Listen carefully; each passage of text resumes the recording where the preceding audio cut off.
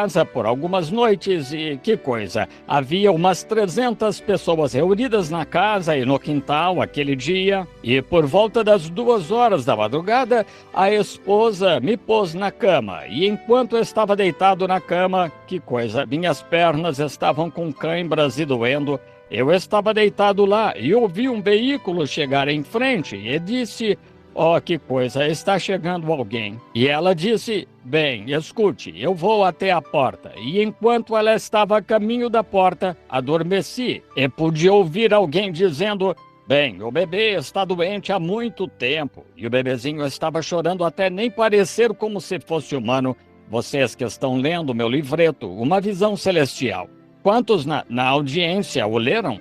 Vejamos, Visão Celestial. Vejam, algo assim. O pequenino tinha umas 8, 10 semanas e não parava de chorar.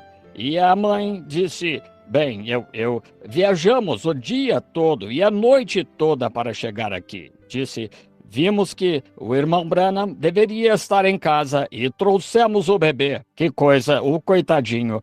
Eu não conseguia dormir e fui lá e orei pelo bebezinho. E me sentei e lá na cadeira um momento estava conversando com a mãe. Eles vieram do norte de Ohio e enquanto estávamos sentados ali, amigos, o pequenino parou de chorar. Estava chorando dia e noite, vejam. Oh, isso vale mais para mim do que todo o dinheiro do mundo. E ali olhei e a mãe começou a chorar, grandes lágrimas pingando do pequeno cobertor.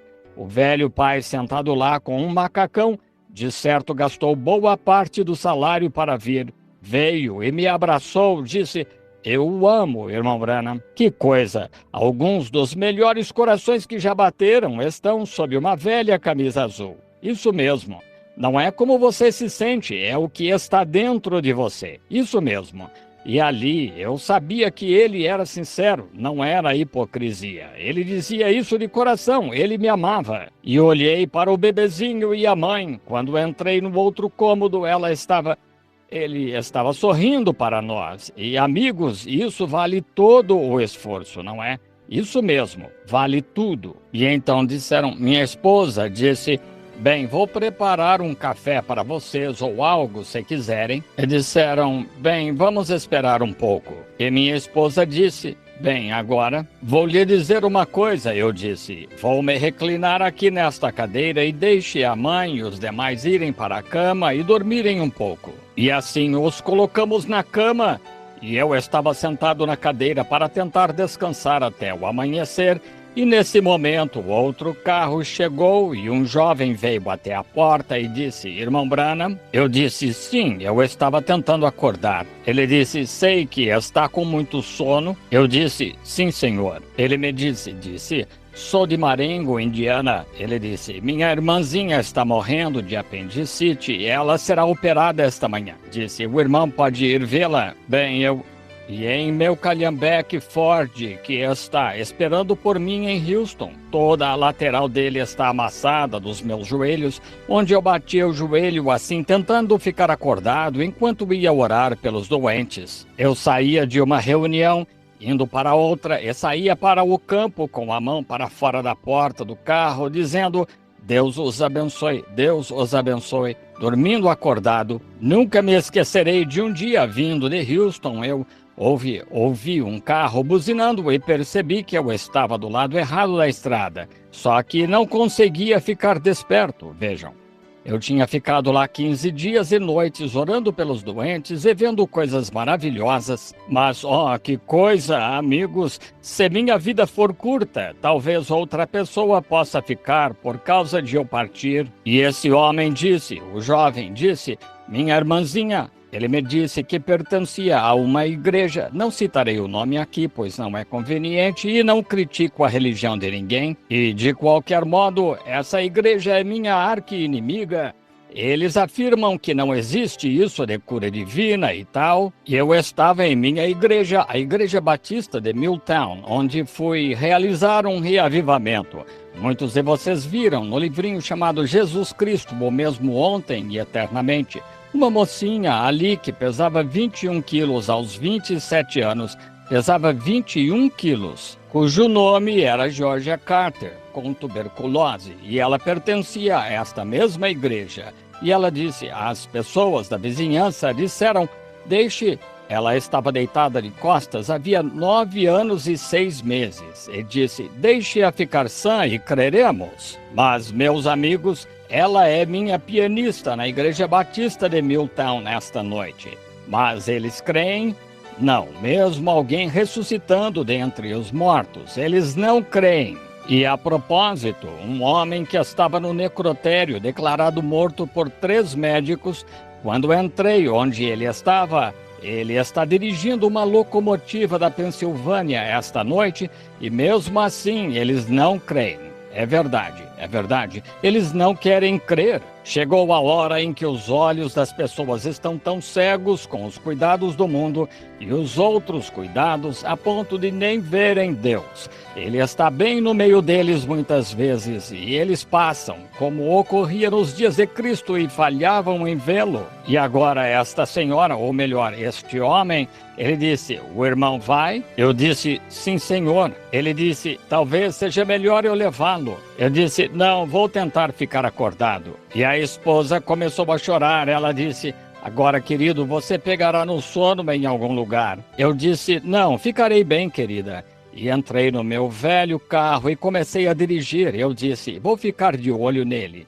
Dirigindo, eu me beliscava e mordia meus dedos e pegava saliva, esfregava em meus olhos e tudo mais, tentando me manter acordado. Sei que parece muito anti-higiênico, mas eu estava fazendo de tudo para tentar chegar à criança. E dirigimos uns 13 quilômetros por uma velha estrada que subia até o distrito rural. E lá estava uma jovem de uns 17 ou 18 anos e estava deitada lá em uma condição terrível.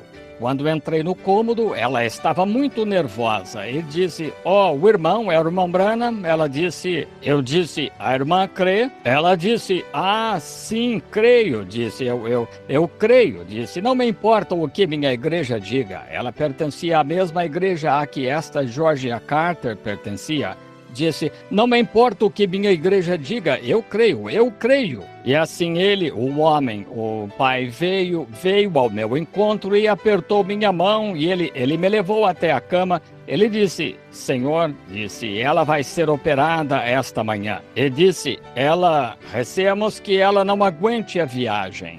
Disse, temos de levá-la até New Albany, Indiana. Isso ficava a uns 60 quilômetros do hospital mais próximo, dos quais uns 12 quilômetros eram pela zona rural.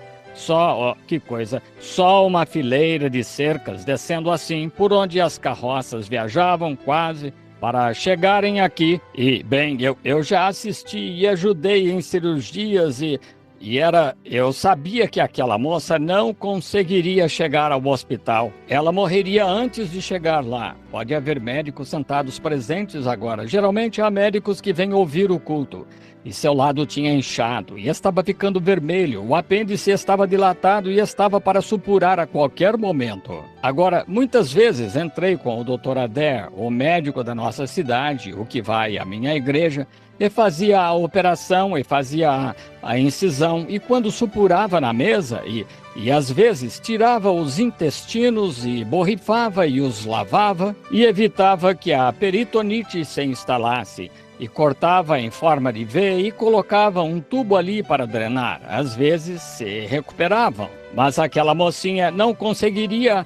Aquele apêndice se romperia e ela ainda teria 50 quilômetros ou mais a percorrer e morreria antes de chegar lá. Agora, amigos, a moça estava olhando para mim e disse, irmão Branham, acha que vou viver? E eu disse, creio que sim. Mas eu disse, agora você crê? Ela disse, sim, eu creio, claro. Não me importa o que a minha igreja diga, eu creio. Georgia Carter ficou boa, disse, eu também ficarei boa. Estou com medo da operação. Vejam, assim, alguns dos vizinhos tinham se reunido. Agora vejam, é isto o que quero falar a vocês agora sobre isto. A moça achava que cria, assim como muitos de vocês que passarão por esta fila esta noite. Vocês acham que creem, mas ela não cria. Agora, muitos de vocês têm problema feminino, e talvez seja apenas outra coisa que talvez uma úlcera no estômago, e você tem de tirar seu. Você pode ter um pouco de tempo, mas aquela moça era uma emergência. Sua vida estava em jogo. Algo tinha de ser feito. Assim eu disse: irmã, não quero magoá-la, mas a irmã não crê. Agora, é como o irmão diz aqui, quando vocês estão de cabeça erguida,